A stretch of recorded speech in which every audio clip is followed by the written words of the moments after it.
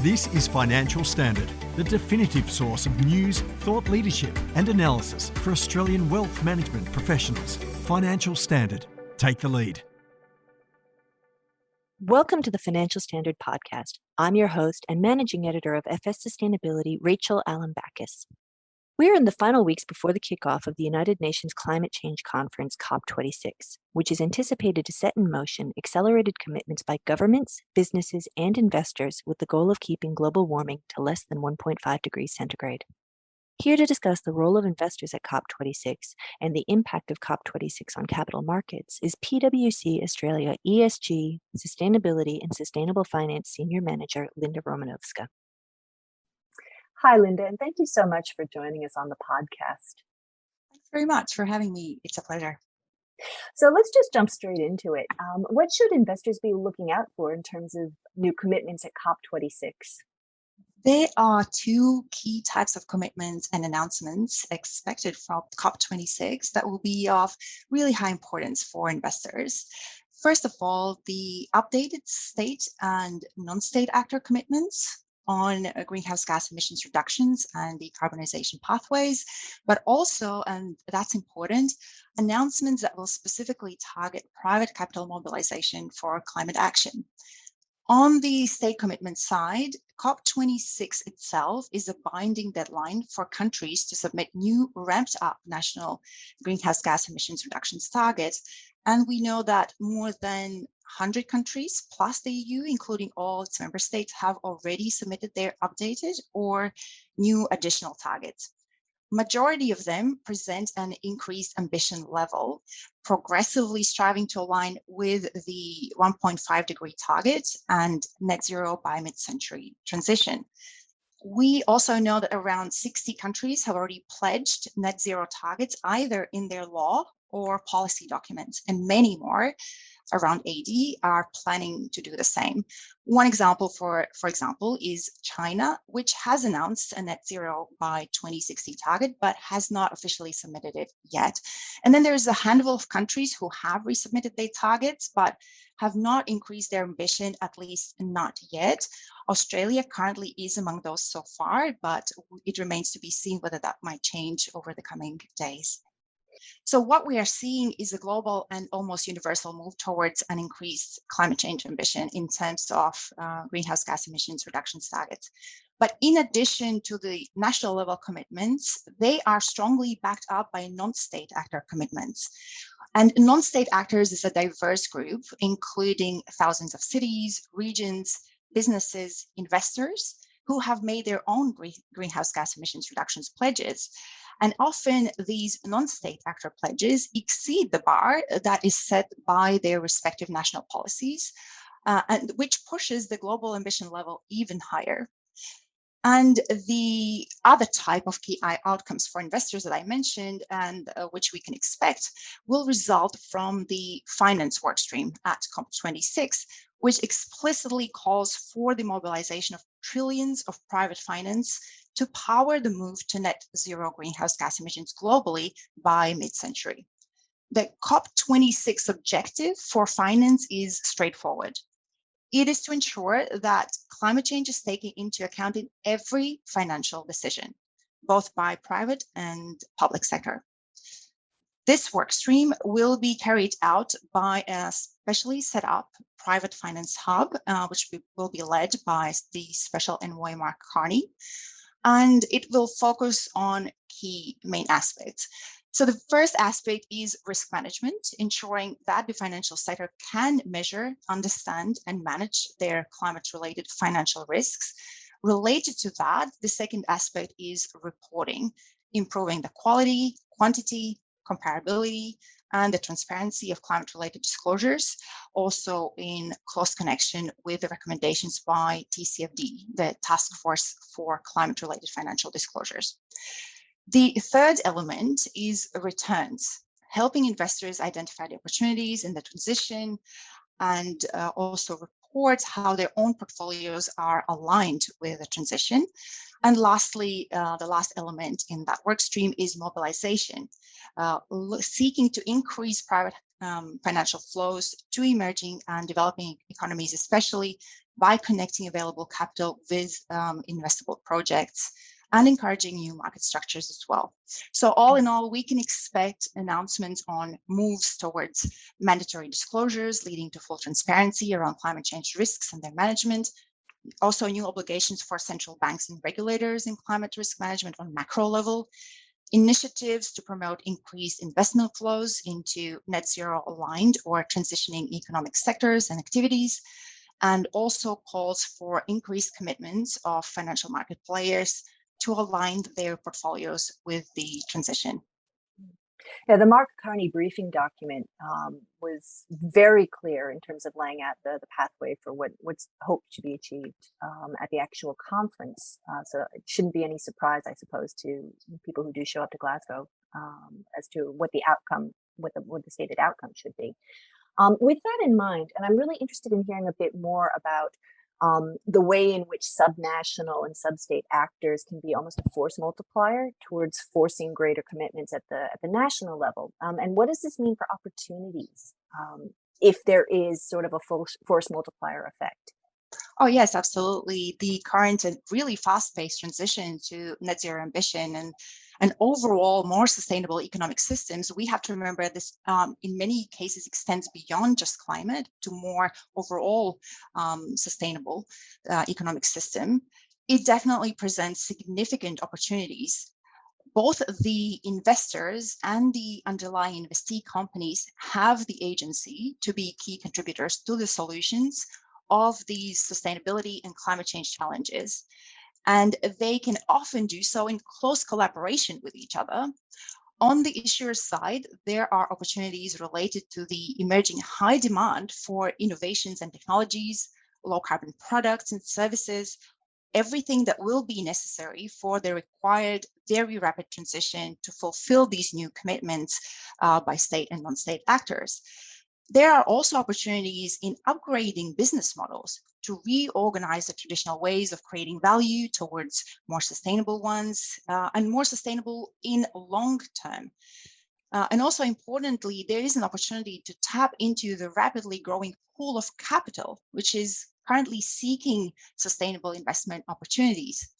And on the investor and asset manager side, the opportunities lie first and foremost in ensuring the resilience of their investments and reduce their exposure to climate-related shocks.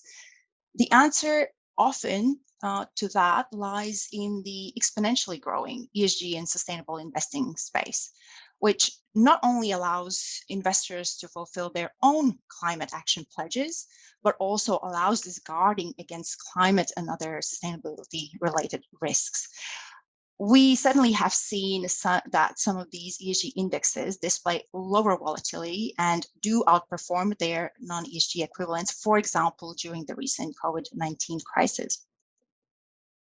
It's interesting as well. I mean, even beyond, as you say, climate change, there's also the work that's being done with the Convention on Biological Diversity and the conference that was held in the first part of October, and the way that this will interact with net zero commitments in terms of climate change as well. Yes, absolutely. So we also have recently seen the launch of TNFD, which follows in the footsteps of TCFD. So we can certainly expect very similar developments in the area of natural capital and biodiversity as well. It'll be very interesting to see the way these two conventions interact with each other and how much more quickly countries, businesses, investors take up TNFD, having trodden the path of TCFD so far. So while the opportunity set seems very strong and ambitious, there's also significant risks for countries that aren't seen as meeting their commitments under COP26. What are the risks specifically for Australia, particularly around things like the proposed policies like the carbon border adjustment mechanism? The carbon border adjustment mechanism is coined by the EU. So the European Union is the leader currently in the space and is the furthest ahead with putting forward a very concrete proposal on carbon border adjustment mechanism, the so-called CBAM. But the developments are definitely not limited to Europe alone. Several countries have already indicated interest in setting up these or similar mechanisms, such as Canada, Japan, UK, In US, a similar legislative proposal has likewise been tabled in Congress.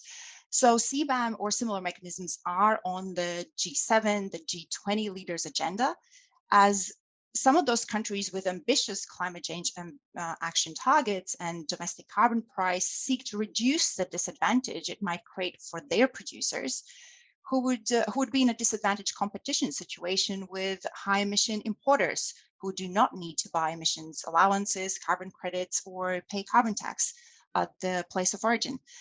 And also importantly, it is aimed at preventing carbon leakage, where highly emitting industries may move to countries with less ambitious regulation. And of course, there's also an element to use it as an incentive for the countries that are seen as lagging to up their game on carbon pricing as well. And this certainly has been also indicated as potential point of discussion at COP26.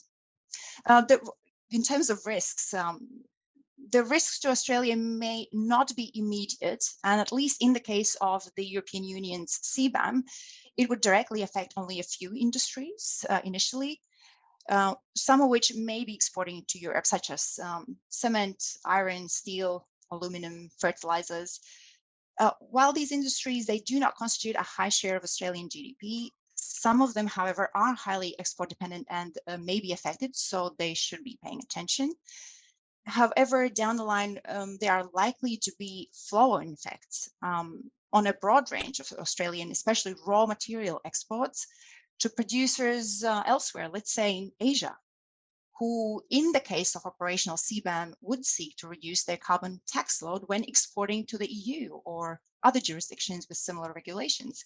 And therefore, they may seek to import materials from less carbon intensive producers than the coal-powered industries in Australia, for example. It would be interesting to see which countries' primary resources stand to benefit if, for example, Australia does not take a strong net zero target to COP26 and the CBAM does go through, whether or not it's Brazil or other countries that sort of step into the breach. It will really depend on how these industries are powered. The energy mix of the country will really play a very significant role there. Are there, given that Australia is going ahead with technology, not taxes, a gas-led recovery, the slogans and mottos that politicians are bringing to summarize policies in Australia, is there a real risk for Australia being out of step with the rest of the world when it comes to net zero commitments? Yes, and there's not only the risk that's related to the world moving on. I would actually like to start with pointing out that climate change related risks are rapidly increasing on two fronts for financial market players globally, but also including in Australia. And firstly, it is the very real and already felt physical climate change impacts, which may significantly alter the risk profile of investments and require changes in how investment decisions are being made. In Australia, which is on average warming faster than the rest of the world, and I mean on average, is one of the vulnerable sectors and is already experiencing high-level impacts from these physical climate change risks. And when I say that, I mean, we're talking about increased risk of bushfires, droughts, floods, storms, coastal erosion, and everything that we have seen over the last couple of years. And secondly, yes, every greenhouse gas emissions reduction pledge that we have been talking about in other jurisdictions come with a plethora of implementing policies, which also include rules and requirements for the private sector. And they increasingly target financial markets. The European Union is probably a prime example of implementing a very comprehensive legislative framework on sustainable finance, which aims to mobilize private finance for climate action.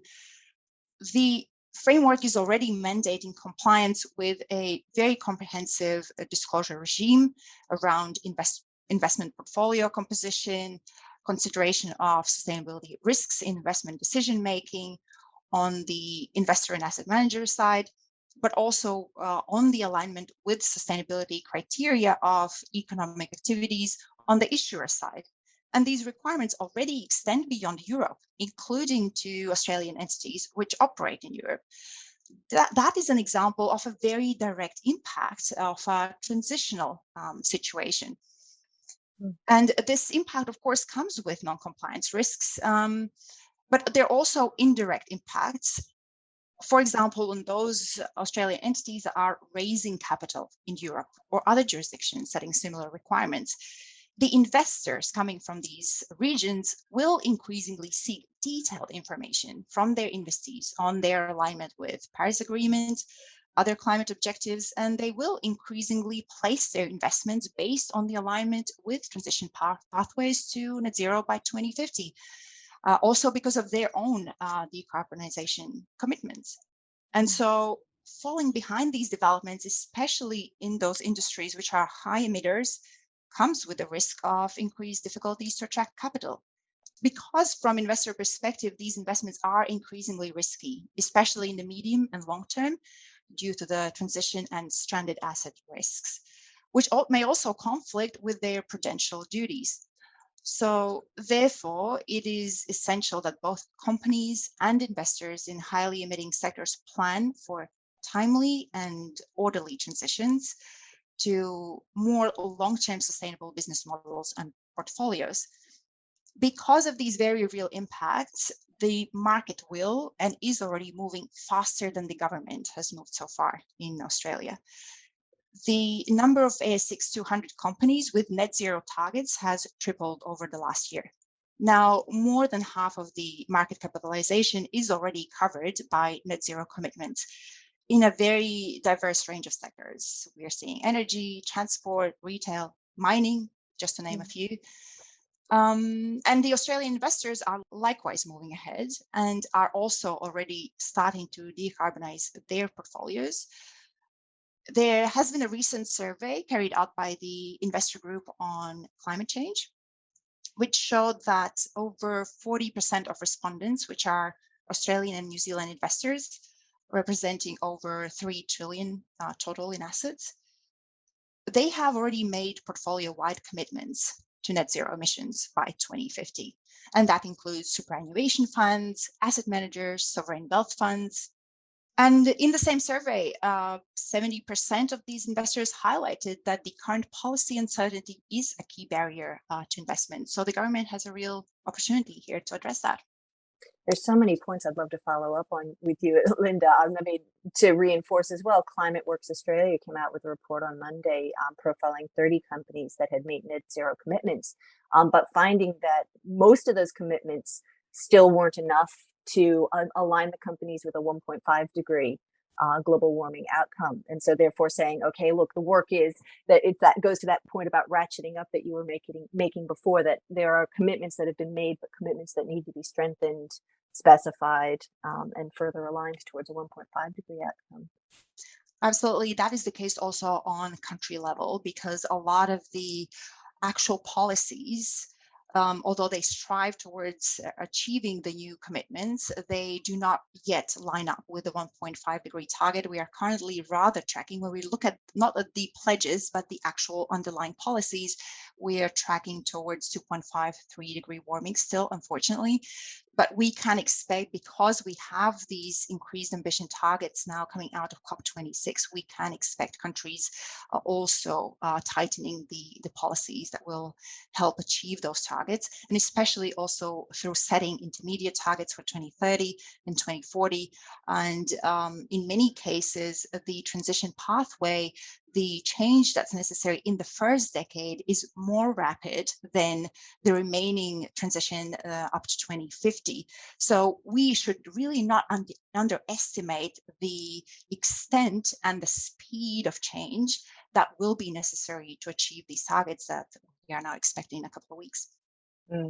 And then as well, I mean, it was an interesting point you just made as well about the fact that, private commitments are exceeding government policy, because you could just as easily say that regulatory action is moving ahead of legislation or stated government policy as well.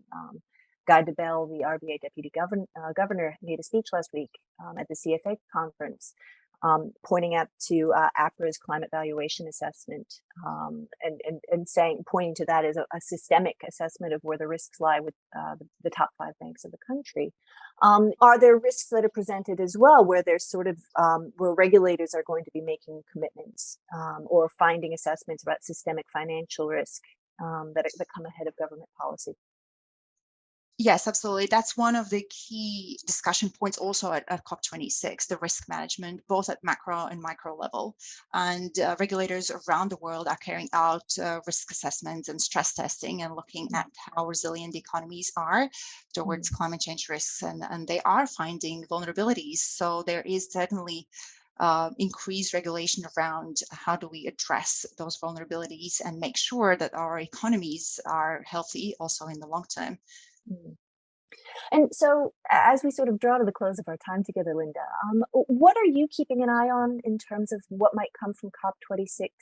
Obviously, it's hard to keep anxiety around our future with climate change from impeding everything. But are there things that you're looking forward to or that excite you as exciting opportunities? Yes, I'm still looking forward to perhaps a few additional positive surprises in terms of country level commitments that might come in the coming days. And during COP26, some countries may be holding back until the last moment, until they announce their commitments. But I will certainly be following the finance work stream.